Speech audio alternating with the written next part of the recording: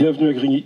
Aujourd'hui, nous sommes accompagnés du comité Vérité pour Adama, avec différents habitants de Grigny. Nous sommes dans le quartier de l'Ellipse, donc qui est un quartier dans lequel j'ai grandi moi-même, dans lequel j'ai été là 33 ans. Et on a joué le rond de l'Ellipse. Les gens de Grigny connaissent, les gens de Grigny le savent. Et Grigny est reconnue comme la ville étant la plus pauvre de France, mais l'une des villes les plus riches humainement parlant. Et je suis accompagné de différents intervenants, différentes personnes, des gens qui sont actifs sur Grigny. Ah, déjà de monsieur Pascal 3D qui est là. Comment vas-tu, Pascal? Bien, Bouban. Je suis accompagné aussi de monsieur Djigui Diarra. Salut tout le monde. Accompagné aussi de l'association Jeune Aumône, qui est à ma droite. Mais le micro, là, je vais vous le passer tout à l'heure, tranquillement. Et différentes autres personnes, dont Soumi aussi, de la maison de quartier Nelson Mandela. C'est le poumon de Nelson Mandela. Aya, l'association Révèle-toi. Et plein d'autres personnes que nous avons présentées, et des habitants et des habitantes de Grigny. Donc, je suis à ma droite, il y a Assa Traoré, du comité. Elle va revenir un peu sur le combat.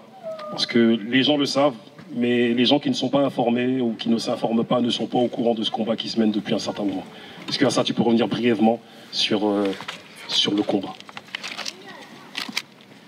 Donc bonjour à vous tous, merci de nous accueillir ici dans notre quartier à Grigny. C'est pas la première fois qu'on vient. Je pense que c'est l'une des villes où le comité Justice et Vérité s'est plus déplacé. Dès le début, il faut savoir que Bouba et toute son équipe étaient là les premiers jours. Dès le 20 juillet, ils étaient là à Beaumont. Le 20 juillet 2016, ils étaient là. Les premières images, ce sont eux qui les ont captées. Et depuis, ils nous ont invités plusieurs fois. Et aujourd'hui, c'est ici dans le quartier pour faire un appel à la marche au 21 que nous sommes en train de préparer. Samedi prochain, la marche pour Justice et Vérité pour Adama, pour tous les Adama. Une marche qui va commencer à 14h à la gare de Persan-Beaumont et qui va se terminer à Beaumont avec un documentaire préparé par la Rumeur Film et le collectif Justice et Vérité pour Adama et avec un concert à la fin. Donc voilà, merci beaucoup Bouba, merci à vous tous. Vraiment, nous sommes encore honorés une fois de revenir dans votre quartier, raconter notre histoire. Aujourd'hui, on tourne. Vous faites partie des... Ça fait 2 ou 3 semaines qu'on tourne sur plusieurs quartiers. On a fait la Goutte d'Or, la Courneuve, Sarcelles, Montreuil. Il y a d'autres quartiers. Là, aujourd'hui, on est chez vous à Grigny. Et on va reprendre l'histoire, même si elle est difficile à raconter.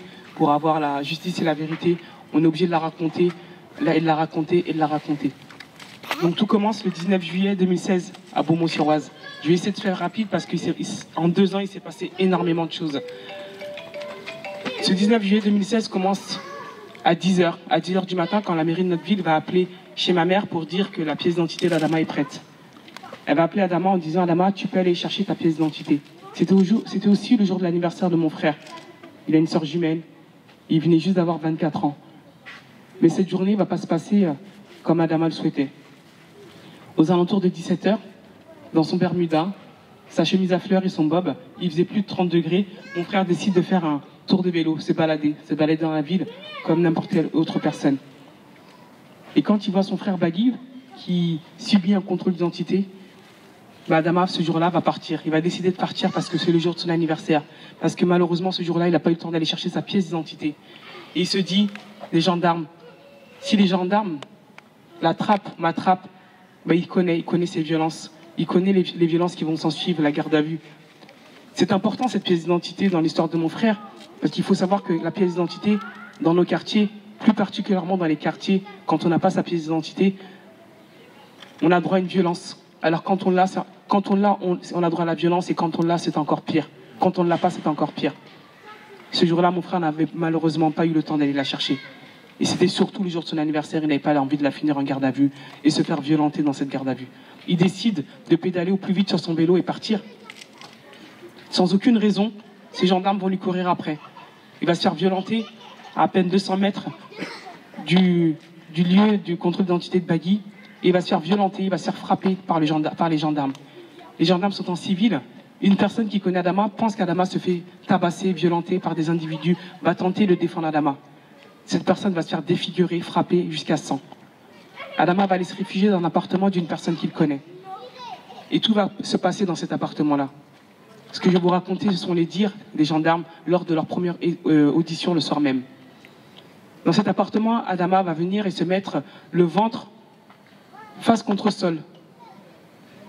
Ces gendarmes vont rentrer. Il faut savoir que ce jour-là, mon frère n'avait pas de pouvoir. Mon frère ne traversait pas les murs. Mon frère n'était pas armé. Il était juste par terre, allongé sur le sol. Les gendarmes vont venir, vont lui monter dessus. Adama va subir un plaquage ventral. Adama va prendre plus de 250 kilos sur lui. Adama va dire à ces gendarmes, à ces militaires qui sont censés sauver toute vie, toute personne sur cette terre, ce jour-là, ils auront un droit de mort sur la vie de mon frère. Adama va leur dire, je n'arrive plus à respirer. Et ils vont continuer, ils vont compresser mon frère, ils vont traîner mon frère après dans ce véhicule. Dans ce véhicule, Adama va leur dire, je n'arrive plus à respirer. Adama va uriner sur lui et ils vont décider de l'emmener à l'hôpital. Ils vont pas décider de l'emmener à l'hôpital. Ce jour-là, l'hôpital, c'était à moins de 300 mètres. Ils auraient pu emmener mon frère. Ils auront un droit de mort sur la vie de mon frère. Ils vont décider que Adama Traoré allait mourir ce jour-là, le jour de ses 24 ans, le jour de son anniversaire. Ils vont aller le jeter dans la cour de cette gendarmerie à plus de 5 minutes en voiture. Ils vont nous dire qu'ils vont apporter les premiers soins à Adama. Il faut savoir que dans le dossier, quand notre avocat, M. Yassine Bouzrou, va reprendre le dossier, il va s'apercevoir qu'il manque les rapports des pompiers et des SAMU. Et ces rapports vont réapparaître et vont dire que quand ils arrivent dans la cour de cette gendarmerie, Adama est jeté au sol, menottes au poignet. Ça veut dire qu'on lui a apporté aucun soin, ventre contre sol. Les pompiers vont demander aux gendarmes, enlevez-lui les menottes. Les gendarmes vont refuser. Les pompiers vont insister, ils vont dire, retirez-lui les menottes, c'est un jeune homme de 24 ans, on ne peut pas le laisser mourir. La mort officielle de mon frère est déclarée à 19h05 ce jour-là. La journée va continuer. Ce jour-là, aux alentours de 20h, quelqu'un va appeler mon frère Samba et lui dire, Samba, ton frère a fait un malaise, allez voir s'il n'est pas à l'hôpital. Ma famille va se rendre à l'hôpital, moi j'étais pas là, j'étais en déplacement professionnel en Croatie. Ma mère et Samba vont aller à l'hôpital, il n'y a pas d'Adama. Ils vont appeler tous les hôpitaux des alentours, il n'y a pas d'Adama. Tata, la maman d'Adama, qu'on appelle tous Tata, ma mère va l'appeler, va lui dire, ne viens pas jusqu'à la gendarmerie, ne viens pas jusqu'à l'hôpital, arrête-toi à la gendarmerie. Aux alentours de 21h, Tata arrive à la gendarmerie, elle va sonner, elle va dire, je veux voir mon fils, j'ai entendu dire qu'il avait fait un malaise. On va lui dire, madame, vous ne pouvez pas voir votre fils, il est tard. Elle va dire, est-ce que vous avez appelé un avocat? On va lui dire, madame, si Adama a besoin d'un avocat, bien évidemment, nous appellerons un avocat. Elle va dire cette phrase que nos mamans, seules ces mamans qui connaissent les violences policières, elle va dire, s'il arrive quelque chose à Adama, je porterai plainte contre vous. Et elle va repartir. Mon frère va venir Chekné, un quart d'heure après, avec 3 sandwichs. Un pour Bagui, un pour Lamine Bagui et un pour Adama. Les gendarmes vont prendre les sandwichs. Sauf que Beaumont, c'est pas comme chez vous, c'est pas une grande ville comme la Grande Borne. Nous, c'est tout petit, c'est une ville de moins de 10 000 habitants. Tous les allées et venues se font ressentir.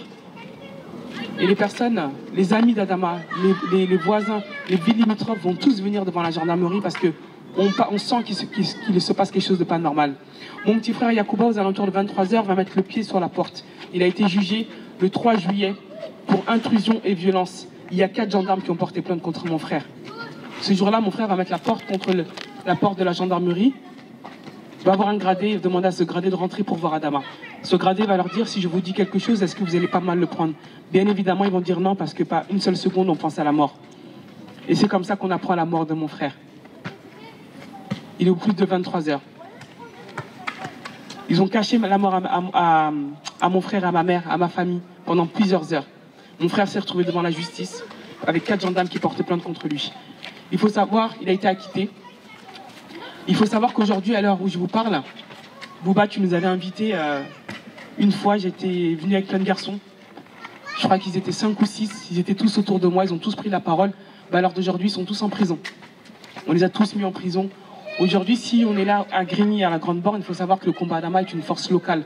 Il a été porté localement. Les habitants de Beaumont, Persan, Champagne, Bruyères, l'Isle-Adam se sont soulevés et ont demandé justice et vérité dès le lendemain. Aujourd'hui, ils ont mis tous mes petits frères en prison. Le 21 juillet, on va faire la 2e marche de mon frère. Cette année-là, il n'y aura aucun de mes petits frères près de moi. Ils sont tous emprisonnés. J'ai mes petits frères qui ont tous été condamnés. On a mis plus de 25 jeunes dans notre quartier en prison. Voilà comment on veut casser le combat. Voilà comment on veut casser le combat. Justice et vérité pour Adama. Et quand ils sortent, on leur met les interdictions de venir à Beaumont. Voilà comment le système, quand on dit On dit qu'on se bat contre le système le plus puissant qui est l'État et la justice, qui nous ont déclaré la guerre et qui ont fait nous ont fait des soldats malgré nous. Bon, aujourd'hui, nous sommes face à des institutions sur lesquelles on se bat. Le combat, il va commencer dès le lendemain.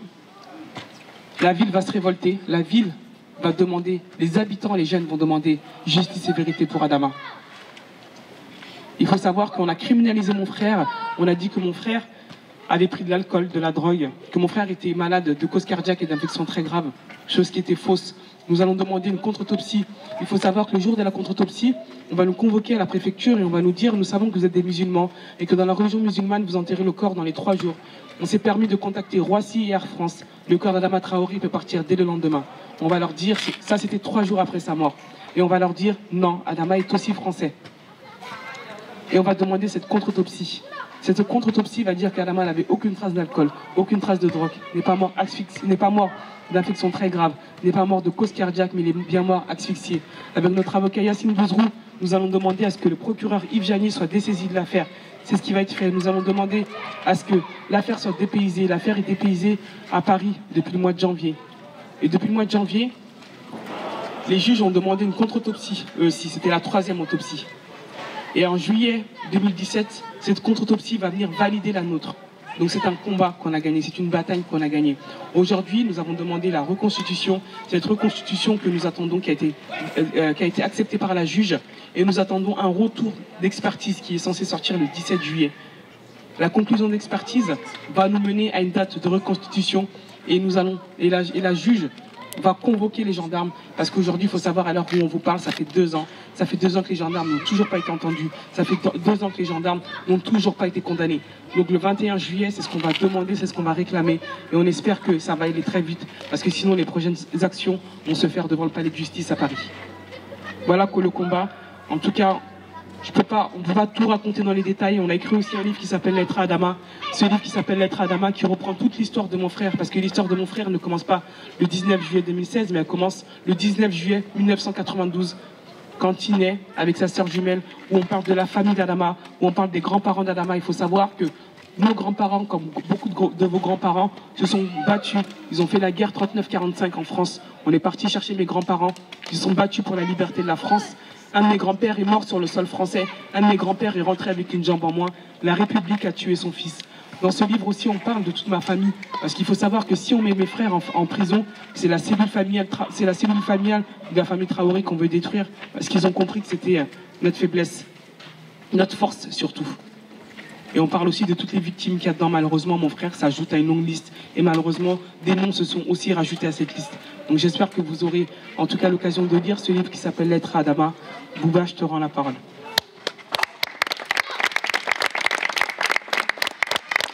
Du coup, après ce fort témoignage, avant de passer la parole un petit peu aux associations et aux habitants et tous ceux qui sont ici, Pascal, j'aimerais bien savoir, pour toi, ça évoque quoi ce combat pour toi, aujourd'hui, au bout de 2 ans? Beaucoup d'émotions, parce que l'histoire que nous raconte à ça, on l'a connue, malheureusement elle résonne avec des histoires qu'on a connues à Grigny, parce que les violences policières qui conduisent à la mort de jeunes, malheureusement, c'est quelque chose qui est récurrent depuis des décennies, et on a le sentiment que l'impunité, elle n'a jamais permis d'arrêter la continuation de ces crimes et de ces morts ici, qui s'appelle Ali, qui s'appelle Mohamed, qui s'appelle d'autres prénoms. On a eu aussi des jeunes qui ont été tués par la police, et donc quand j'entends la manière dont ça raconte l'histoire d'Adama, c'est une émotion, et puis c'est aussi une souffrance pour la famille, parce que qu'il puisse y avoir ce harcèlement en direction de la famille, alors que la famille d'Adama Traoré demande juste la justice et le droit, que vérité soit faite sur la mort d'un de ses proches. C'est quand même incroyable qu'aujourd'hui on se retrouve, comme on nous dit à ça, avec quatre frères en prison. Bagui est à côté de nous, hein, il est à Fleury-Mérogis. Et malheureusement, on sait aussi le nombre de jeunes qui sont allés de Grigny à Fleury-Mérogis, et pas toujours avec raison. Donc voilà, c'est l'émotion, et c'est la colère aussi, parce que d'une part, ça veut dire, c'est un message qu'on peut adresser, y compris à la ville d'à côté de dire que Bagui, ses conditions de détention, elles ne sont pas acceptables et que on ne peut pas accepter que le harcèlement en direction de la famille d'Adama se poursuive. On ne peut pas accepter que justice ne soit pas faite pour Adama. On ne peut pas accepter qu'il y ait régulièrement des morts dans nos quartiers, comme il y a eu encore à Nantes ces dernières semaines. Et c'est en ça, je finirai par là, vraiment, moi je remercie Assa et le comité de mener cette bataille-là, parce que en étant le porte-drapeau de cette bataille, en devenant cette manière emblématique de mener la bataille pour Adama, bah, c'est toutes les violences policières et tous les crimes policiers qui sont en train d'être mis en avant, et y compris avec des résultats, puisque la Commission européenne des droits de l'homme a condamné la France récemment dans le cas de crimes racistes. Nous, ce qu'on veut, c'est que la République, elle s'applique à tous, que la loi, elle s'applique à tous, et que donc elle s'applique également aux policiers et aux gendarmes lorsqu'ils ne font pas acte de républicain, mais lorsqu'ils font des crimes et des violences.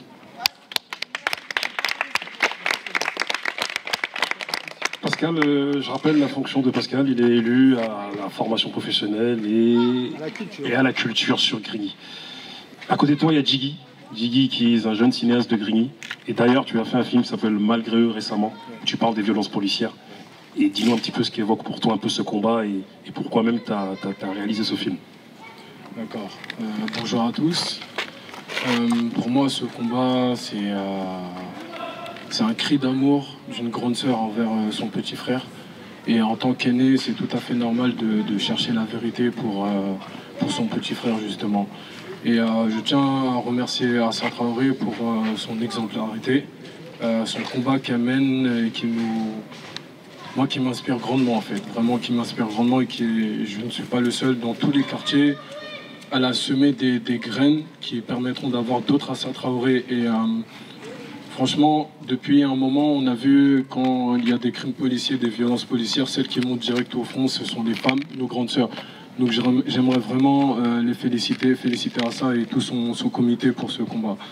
Moi, pour ma part, comme tu l'as dit, j'ai fait un court-métrage que je suis en train de terminer, qui est en post-production, qui se nomme Malgré eux, et voilà, qui aborde la question des violences policières, des crimes policiers. Pourquoi? Parce que voilà, c'est un fléau qui mine la France depuis des décennies maintenant. Et comme tu l'as dit, je suis dans le cinéma et c'est un thème qui a été abordé maintes et maintes fois dans le domaine du cinéma.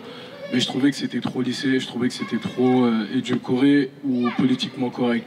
Et je me suis dit que pour prendre conscience de la dangerosité de ce fléau, il faut montrer tous les aspects et ne pas minimiser le cri de colère. Sinon, on ne pourra pas prendre conscience que c'est un vrai danger, quoi. Donc je me suis dit, bon, bah, moi, j'ai pas besoin de me documenter pendant 15 ans sur ce problème qui est les violences policières. J'ai été victime de violences policières également. Donc je me suis inspiré de ma vie, je me suis inspiré de la vie des gens de mon entourage et j'ai fait un constat. J'ai fait un simple constat et j'ai retranscrit tout ça en court-métrage.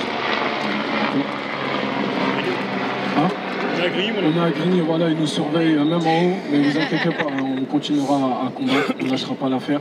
Et oui, je disais que voilà, je me suis inspiré de ma vie, je me suis inspiré la vie des gens de mon entourage, mes aînés.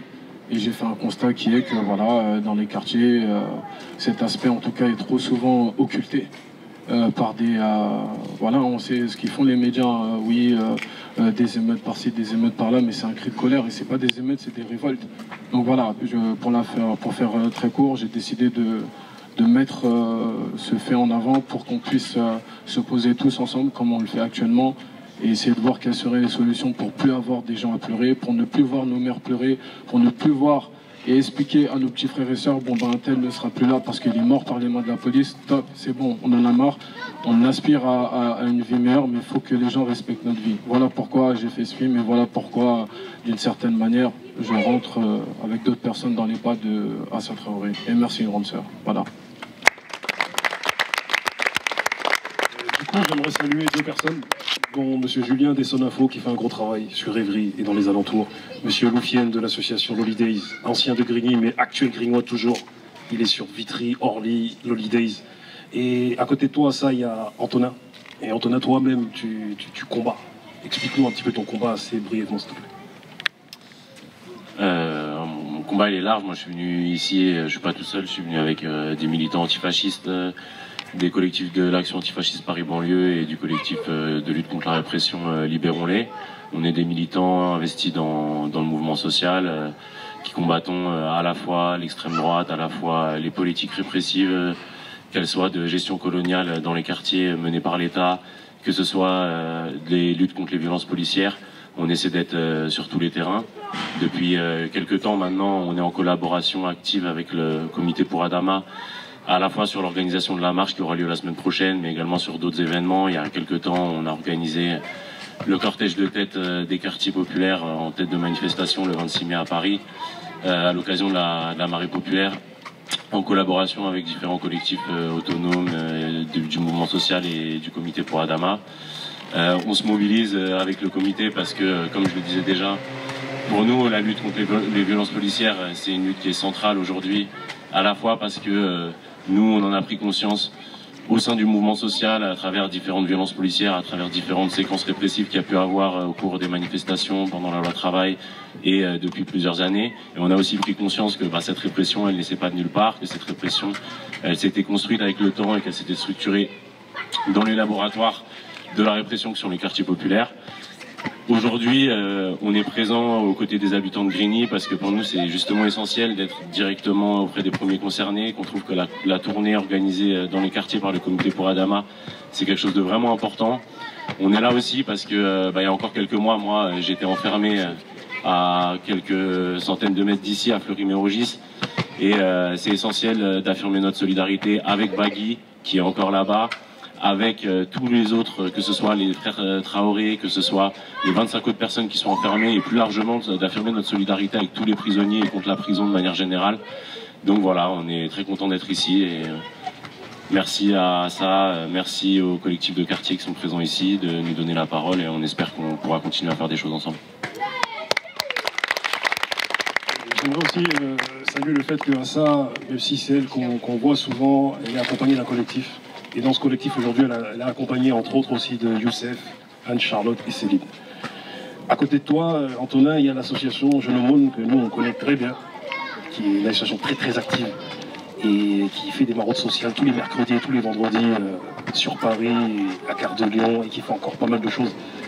Dounia, j'aimerais bien que tu dises un petit peu pour toi ce combat, qu'est-ce qui t'évoque? Alors bonjour à tous, donc comme il a dit Bouba, moi c'est Dounia Hanen de l'association Jeune Aumône le cœur sur la main. Donc nous ce combat il nous inspire parce que du coup on encadre tous les mercredis et les vendredis des jeunes allant de 13 ans jusqu'à 25, 26 voire même 30. Et donc du coup ce que Assa elle évoquait, pour ma part ça m'évoque, ça me touche énormément. Parce qu'en réalité, l'histoire de Adama, ça peut être l'histoire de tous nos petits frères en fait. Tous les petits que nous on encadre, tous nos voisins, peu importe. Cette histoire, elle peut arriver à tout le monde, donc c'est important de la transmettre et de véhiculer toutes ces choses. Et justement, nous, notre travail, au-delà des maraudes sociales, on a aussi un message fort auprès de notre jeunesse, essayer de leur faire comprendre que voilà, toutes les injustices qu'il peut y avoir, faut savoir être fort, faut savoir garder la tête haute, faut savoir se consolider et essayer de passer au passé. Essayer de passer outre toutes les injustices qu'il peut y avoir dans nos quartiers et donc voilà. Enfin moi là je bug un peu parce que vraiment non c'est très difficile de passer après l'histoire de Adama, ça me touche beaucoup et donc voilà, en tout cas à ça sache que l'association Jeune Aumône te porte tout son soutien et voilà, continue d'être forte, vaillante et représente l'histoire de tous nos petits frères parce que Adama, comme tu le dis, c'est ton petit frère, c'est notre petit frère, ça peut être les petits frères de tout le monde en réalité, donc force à vous. Merci. Voilà. À côté de toi, il y a Lisa, Charlotte de la France Insoumise et des jeunes habitantes de Grigny qu'on connaît très très bien. Donc on va aussi leur donner la parole. Non, tu vas parler. Elle a dit non, moi je ne parle pas. Non, je parle pas, il n'y a pas moyen, comment ça. En tout cas, Lisa et Charlotte, j'aimerais bien que vous nous disiez un petit peu pour vous, qu'est-ce que ça évoque tout ça. Du coup, moi je suis une jeune de Grigny, j'ai grandi ici, mais je suis partie habiter à Strasbourg depuis 8 ans maintenant. Forcément, l'histoire de Adama, ça a fait écho aussi chez nous. Il y a aussi deux quartiers connus à Strasbourg, Neuhof et Haute-Pierre, et où il se passe aussi beaucoup de choses assez tristes, beaucoup d'histoires similaires à celles de Adama, et forcément, c'est pas c'est pas qu'en banlieue parisienne, c'est pas qu'en banlieue du tout qu'il faut parler de ça. C'est pas juste entre jeunes, c'est vraiment la nation entière, c'est vraiment la France qui doit se mobiliser contre ces violences policières, pour Adama, pour la justice pour Adama. Et c'est important d'en parler, de continuer à en parler, même si ça fait déjà plus de 2 ans, de continuer encore et encore pour que justice soit faite et pour que ces injustices s'arrêtent complètement.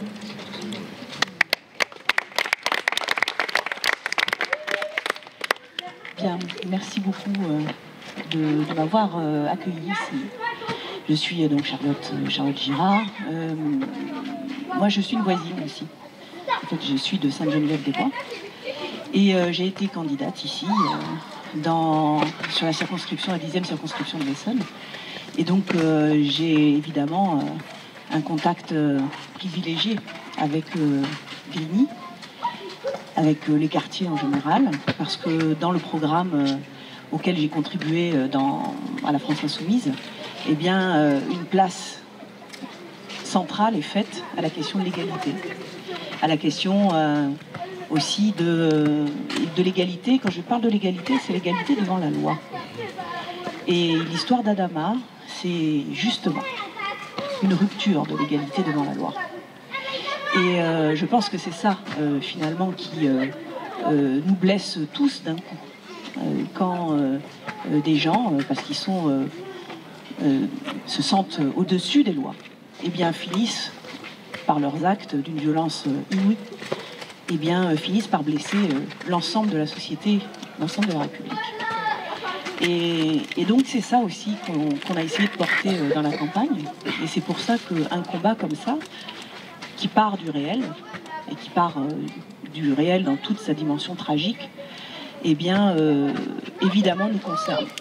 Et nous devons dire quelque chose aussi en tant que responsables politiques à ce sujet-là. C'est pour ça que, j'en dirai pas plus, mais mon soutien est entier à l'égard d'initiatives collectives comme ça, et qui ne doivent pas se cantonner, à mon avis, au quartier. Parce que c'est pas qu'une histoire de quartier, c'est l'histoire de la société française dans tout son entièreté et sa diversité. Voilà.